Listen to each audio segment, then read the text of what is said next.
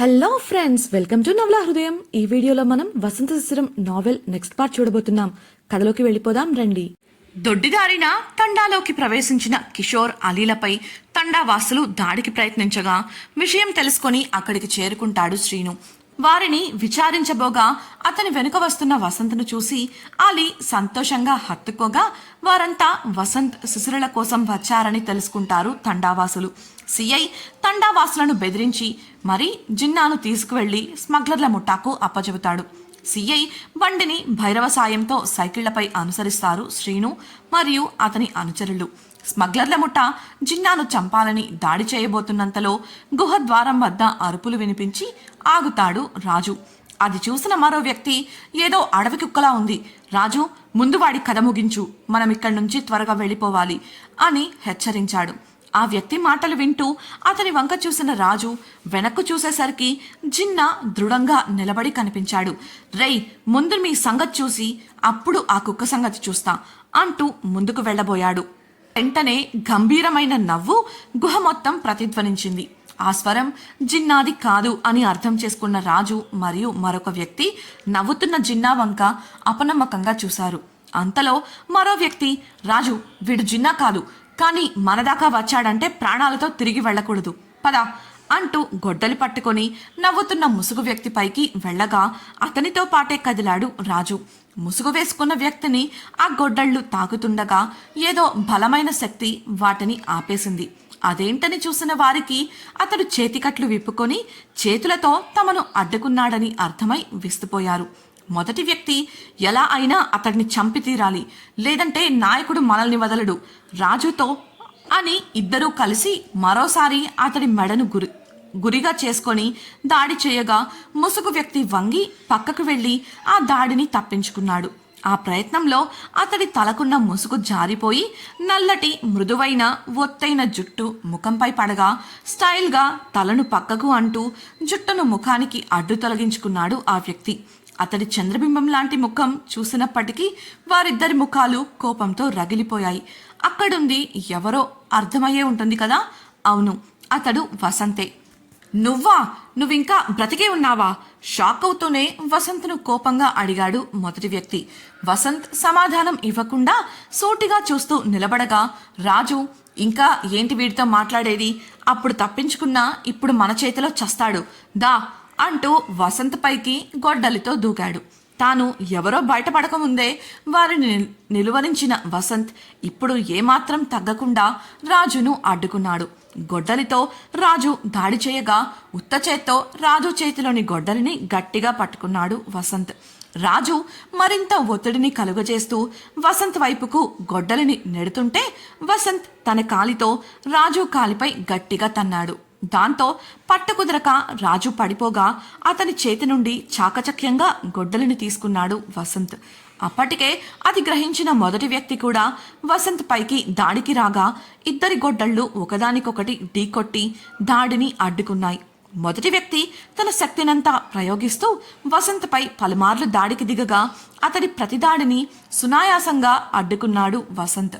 అలా కొంతసేపటికి వసంత్ నైపుణ్యాలు అర్థమై ఎందుకు నాయకుడు వసంత్ పై వెనుకగా దాడి చేయించాడో అర్థం చేసుకున్నాడు మొదటి వ్యక్తి.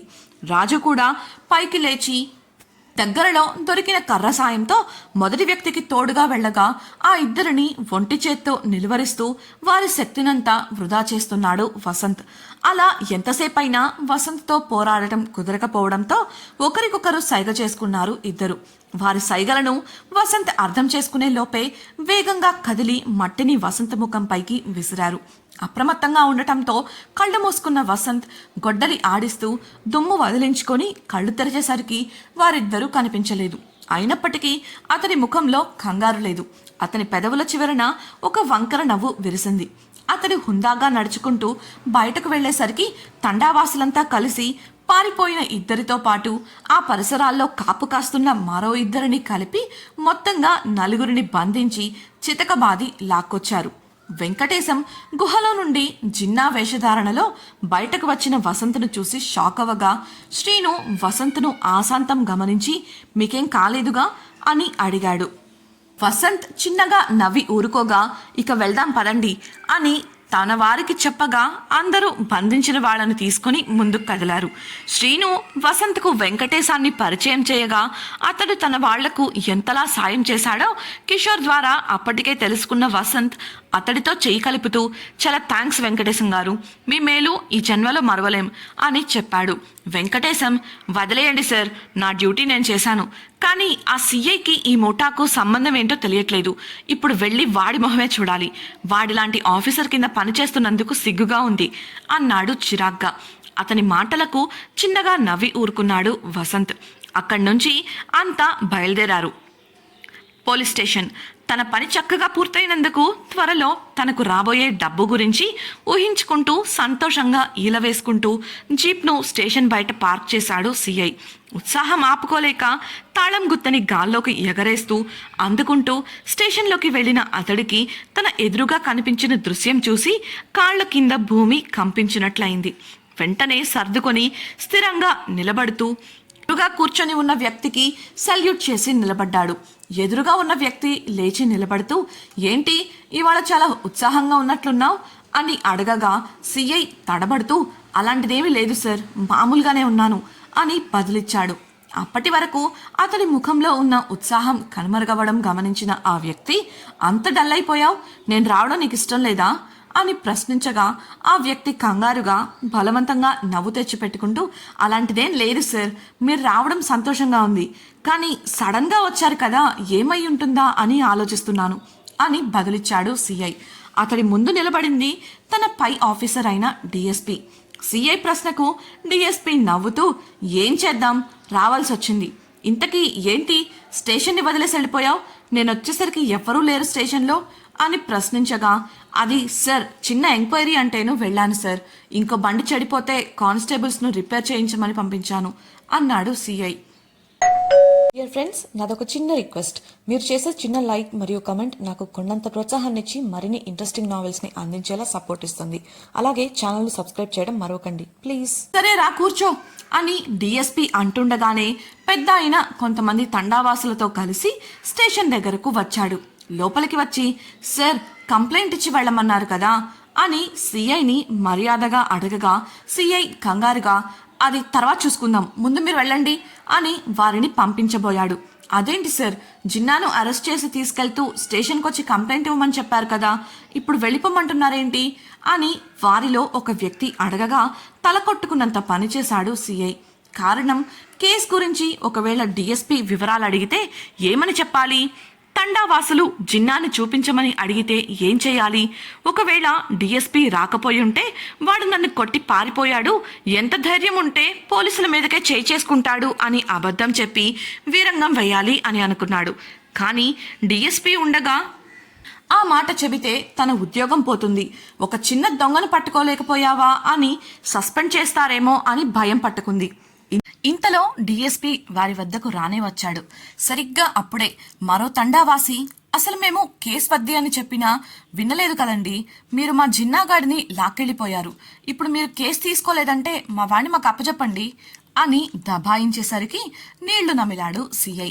డిఎస్పి, ఏం జరిగిందయ్యా అని అడగగా పెద్ద ఆయన ముందుకొచ్చి, మా తండా కుర్రాడు చిన్న దొంగతనం చేసి మాకు దొరికిపోయాడు సార్, మొదట కోపంతో పోలీస్ కేసు పెడదామని కబురు పెట్టాం, కానీ వాడు క్షమాపణ కోరి ఇంకెప్పుడు ఇలా చేయనని బ్రతిమలాడాడు. అందుకే సిఐ గారు వచ్చినప్పుడే కేసు వద్దులేండి సార్ అంటే వినకుండా గోలగోల చేసి మా వాడిని తీసుకుపోయారు. వచ్చి కేసు రాసిచ్చి వెళ్ళమన్నారు, అందుకోసం ఇప్పుడు వస్తే వెళ్ళిపోమ్మంటున్నారు, అందుకే మా వాణ్ణి మాతో పంపించమని అడుగుతున్నాం అని తాము ముందుగా సిద్ధం చేసి పెట్టుకున్న కథను వివరించాడు. డిఎస్పి అసహనంగా సిఐతో, వదిలేవయ్యా, ఇలాంటి చిన్న చిన్న వాటికి కూడా అరెస్ట్లేంటి, తీసుకొచ్చి అప్పగించు అని ఆజ్ఞాపించాడు. సిఐ పరిస్థితి కుడితిలో పడ్డ ఎలకలా తయారైంది. ఇప్పటికిప్పుడు జిన్నాను తీసుకురమ్మంటే ఎక్కడి నుంచి తీసుకొస్తాడు? అసలే ఈ పాటికి వాడు స్మగ్లర్ల ముఠా చేతిలో చచ్చిపోయి ఉంటాడు. ఇలా ఆలోచిస్తూ మనసులోనే మదన పడుతున్న సిఐకు చెమటలు పట్టేశాయి. మనిషిని తీసుకురమ్మంటే అలా దిక్కులు చూస్తావేంటయ్యా, అసలే అవతల డీజీపీ గారు వచ్చే టైం అవుతోంది అని డిఎస్పి అనడంతో సిఐకు గుండెల్లో బాంబు పేలినంత పనైంది. తడబడుతూ డీజీపీనా అని అనగా, అవునయ్యా డీజీపీ గారే, స్వయంగా ఫోన్ చేసి నేను వస్తున్నాను వెంటనే స్టేషన్కు రా అంటే వచ్చాను అని డీఎస్పీ వివరించడంతో ఊపిరాగిపోయినంత పనైంది సిఐకు. అతడి పరిస్థితి చూసిన పెద్ద ఆయన లోపల నవ్వుకోగా ఏమని చెప్పాలో అర్థం కాక నీళ్లు నమిలాడు సిఐ. ఇంకా అలా బెల్లం కొట్టిన రాయిలా నిలబడతావేంటి, పోయి ఆ కుర్రాన్ని తీసుకొచ్చి అప్పచెప్పు అని డిఎస్పీ అనగానే సిఐ ఆలోచించి, సార్ నేను ఎవరిని తీసుకురాలేదు సార్, వీళ్ళంతా కావాలనే స్టేషన్కి వచ్చి నాటకాలు ఆడుతున్నారు, వీళ్ళు మాట్లాడే ఆ కుర్రాడెవరో కూడా నాకు తెలీదు, అసలు నేను వీళ్ళ తండాకు వెళ్ళనే లేదు అని నమ్మకంగా బుకాయిస్తూ చెప్పాడు సిఐ. తాము ఒకే డిపార్ట్మెంట్ కు చెందిన వాళ్ళు కాబట్టి డిఎస్పీ తనకు సాయం చేస్తాడు అన్న ఉద్దేశంతో, అతడు తన మాటే నమ్ముతాడు అన్న నమ్మకంతో సిఐ ఇలా చెప్పాడు. అలానా, అయితే వీరంతా ఇక్కడికి ఎందుకు వచ్చారు అని బయట నుండి వినపడిన గంభీరమైన స్వరానికి అందరూ ఆ వైపు చూశారు. గుమ్మం దగ్గర నిలబడిన డీజీపీని, ఇతర అధికారులను చూసిన డిఎస్పీ సిఐలు అతనికి గౌరవ వందనం చేసి నిలబడగా, ఇక్కడేం జరుగుతుంది ఇన్స్పెక్టర్ అని సిఐని ప్రశ్నించాడు డీజీపీ. సిఐ తాను అప్పటికప్పుడు ఏదో కథ అల్లి తాను ఎవరిని అరెస్టు చేయలేదని, వీళ్లంతా ఇలా ఎందుకు చేస్తున్నారో అర్థం కావట్లేదని చెప్పడంతో సిఐ వంక సూటిగా చూశాడు డీజీపీ. మరోసారి అదే ప్రశ్న వేస్తూ, ఇక్కడ ఏం జరుగుతోంది వత్తి పలుకుతూ అడిగాడు. ఈసారి కూడా సిఐ అదే పాట పాడేసరికి పళ్ళు కొరుకుతూ కోపంగా సిఐ దవడ వాయించాడు. సిఐ ఏదో చెప్పేలోపే, నీలాంటి వాడు డిపార్ట్మెంట్లో ఉండటం డిపార్ట్మెంట్కే సిగ్గుచేటు, వాళ్ళు అబద్ధం చెప్తున్నారు అంటున్నారు, అదే మాట నేనంటే నేను కూడా అబద్ధం చెప్తున్నానంటావా అంటూ తన ఫోన్లో ఉదయం సిఐ తండాలో చేసిన నిర్వాకమంతా వీడియో రూపంలో చూపించాడు. అది చూసిన సిఐకి గుండె గొంతులోకొచ్చింది. తాను చేసిన పని డీజీపీ దాకా ఎలా వెళ్ళిందో అతడికి అర్థం కాలేదు. డిఎస్పీ కూడా డీజీపీ స్వయంగా ఫోన్ చేసి వస్తున్నాను అన్నాడంటే ఏదో జరిగిందని అర్థం చేసుకున్నాడు. అక్కడ ఏం జరుగుతుందో అర్థం కాక, సార్ ఏమైంది అసలు అని మర్యాదగా అడిగాడు. ఆ విషయం మీ సిఐనే అడగండి, ఏమయ్యా చెప్తావా లేదా అని డీజీపీ అరవగా వణికిపోయాడు సిఐ. అప్పటికప్పుడు ఏదో ఆలోచించుకొని డీజీపీ కాళ్లపై పడిపోయి, నన్ను క్షమించండి సార్, అతన్ని నేను అరెస్ట్ చేసిన మాట నిజమే, కానీ వచ్చేదారిలో అతడు నన్ను కొట్టి పారిపోయాడు, ఆ విషయం మీతో చెబితే ఉద్యోగం పోతుందని భయపడ్డాను, ఆ జిన్నా కేవలం దొంగ కాదు సార్, ఈ ప్రాంతంలో పెద్ద స్మగ్లర్, అందుకే అరెస్ట్ చేశాను, కానీ వాడు తప్పించుకొని పారిపోయాడు అని భయపడుతున్నట్లు నటిస్తూ చెప్పాడు. ఆ మాట చెప్పడానికి సిగ్గుండాలి మిస్టర్, ఒక దోషిని ఇంత ఈజీగా ఎలా వదిలేశావు? ఆగు, నాకు నీ మాటల మీద నమ్మకం లేదు, నువ్వు స్టేషన్లోకి చాలా ఉత్సాహంగా వచ్చావు, నన్ను చూసిన వెంటనే నీ ముఖం మారిపోయింది, దోషి తప్పించుకుంటే ఏ పోలీస్ అధికారి అంత ఉత్సాహంగా ఉండడు, సార్ ఇతను అబద్ధం చెప్తున్నాడు నమ్మకండి అంటూ డిఎస్పీ డీజీపీతో అన్నాడు. అందుకు డీజీపీ సిఐ వంక గంభీరంగా చూడగా, ఇది మాత్రమే కాదు సార్, ఇతడు ఇంకా చాలా అబద్ధాలు చెప్పాడు అని చెప్పాడు పెద్ద ఆయన. డీజీపీ డిఎస్పీలు అతడి వంక చూడగా, అవును జిన్నా ఇతన్ని కొట్టి పారిపోయాడు అనేది అబద్ధం, ఎందుకంటే అసలు ఇతను అరెస్ట్ చేసింది జిన్నాను కాదు కాబట్టి అని పెద్ద ఆయన చెప్పగానే ఇంకో షాక్ తగిలింది సిఐకి. డీజీపీ, మరి ఇతను అరెస్ట్ చేసింది ఎవరిని, జిన్నా ఏమయ్యాడు అని అడగగా, ఇక్కడ అన్న స్వరం బయట నుంచి లోపలికి వస్తూ వినపడింది. అదే సమయంలో తండాలో ఉన్న శిశిర రేష్మతో ఫోన్ మాట్లాడి పెట్టేసి ఒక విషయం తెలిసి కంగారు పడింది. వెంటనే కిషోర్ వాళ్లకు విషయం చెప్పి వారి సాయంతో అక్కడి నుంచి బయలుదేరింది. ఇంతకీ శిశిర ఎక్కడికి వెళ్తోంది, ఆమెకు తెలిసిన విషయం ఏంటి, సిఐ చేసిన తప్పులను నిరూపించగలరా, ఇంతకీ జిన్నా ఏమయ్యాడు తెలుసుకోవాలనుకుంటున్నారా? అయితే ఛానల్ను సబ్స్క్రైబ్ చేసి వసంత శిశిరం రాబోయే ఎపిసోడ్స్ వినేయండి. ఈ వీడియోని లైక్ చేసి మీ సన్నిహితులతో షేర్ చేయండి. మీ అభిప్రాయాలు మాతో పంచుకోవడం కోసం కామెంట్ సెక్షన్లో తెలియజేయగలరు. ఇట్లు మీ నవలా హృదయం team. Thank you for listening.